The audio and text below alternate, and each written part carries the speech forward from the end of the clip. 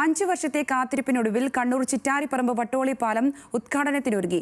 പാലം നിർമ്മാണം പൂർത്തിയായെങ്കിലും അപ്രോച്ച് റോഡുമായി ബന്ധിപ്പിക്കാൻ കഴിയാതെ പോയതാണ് തുറന്നുകൊടുക്കാൻ വൈകിയതിന് കാരണം. രൂപരേഖയിൽ മാറ്റം വരുത്തിയാണ് പ്രശ്നം പരിഹരിച്ചത്. കൂത്തുപറമ്പ് ചിറ്റാരിപ്പറമ്പ് പഞ്ചായത്തിൽ വട്ടോളിപ്പുഴയ്ക്ക് കുറുകെ 5 വർഷം മുൻപാണ് പാലം നിർമ്മിക്കാൻ ആരംഭിച്ചത്. കിഫ്ബി അനുവദിച്ച 4.43 കോടി രൂപ ചെലവാക്കി പാലം പൂർത്തിയാക്കിയെങ്കിലും പാലത്തിലൂടെയുള്ള യാത്ര സാധ്യമായില്ല. ഡിസൈനിങ്ങിലെ പിഴവ് കാരണം അനുബന്ധ റോഡ് പാലവുമായി ബന്ധിപ്പിക്കാൻ കഴിയാത്തതായിരുന്നു പ്രശ്നം.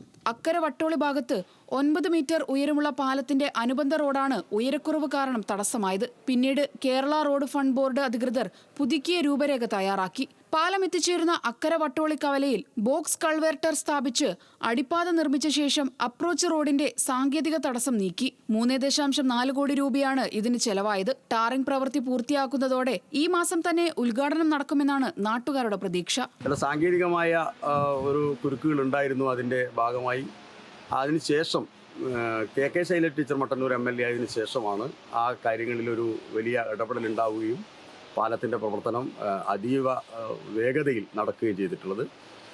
നമ്മുടെ അപ്രോച്ച് റോഡിൻ്റെ വർക്കാണ് ഇപ്പോൾ നടന്നുകൊണ്ടിരിക്കുന്നത്. ഏകദേശം 400 മീറ്ററാണ് രണ്ട് ഭാഗത്തുമായിട്ടുള്ള അപ്രോച്ച് റോഡ് ഉള്ളത്.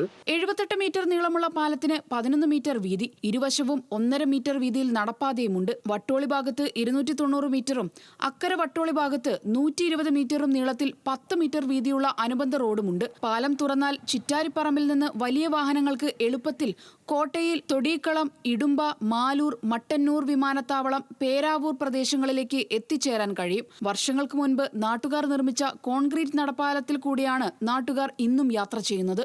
ന്യൂസ് മലയാളം, കണ്ണൂർ.